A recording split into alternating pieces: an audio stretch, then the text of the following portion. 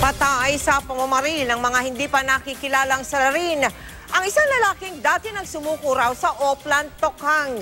3 naman ang napatay sa operasyon sa Navotas. Para sa Super Radio sa 24, nakatutok si James Agustin ng DZWB. Dito siya nangupahan ng bahay. Hindi porkit dito na nakatira. Ibig sabihin po siya na agad yung asawa ko.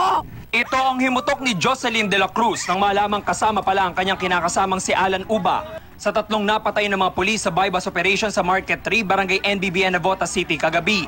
Tindero raw ng isda si Alan at hindi nagtutulak ng shabu. Hindi rin matanggap na mga kaanak na nanlaban ng mag-amang June at Jason Menyosa, kaya sila napatay ng mga pulis. Pero git ng Navotas Police, bumunot umano ng baril ang 3 nang akmang aarestuin na sila matapos ang bypass operation.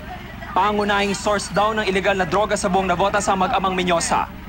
Pinasok sa bahay at pinagbabaril ang 6 na lalaking sakay ng motorsiklo, si Arthur Andres sa Barangay Malanday, Marikina City kagabi. Sumuko na raw sa Oplan, Tokhang si Andres pero hindi pa rin tumigil sa pagtutulak. Itinanggi ng mga kaanak na nagtutulak si Andres pero nakulong na siya noong Hulyo dahil sa paggamit ng ilegal na droga. Nakikipag-usap lang daw sa kanyang kapatid si Albert Sedayo na malapit ang pagbabarilin ng 4 na lalaki na sakay ng mga motorsiklo sa Barangay Ugong, Pasig City kagabi. Sumuko na raw sa Oplan, Tokhang ang biktima bilang isang drug user. Na-recover ng SOCO ang 5 basyon ng bala sa crime scene. Para sa Super Radio sa 24, James Agustin ng DZWB, nakatutok 24 oras.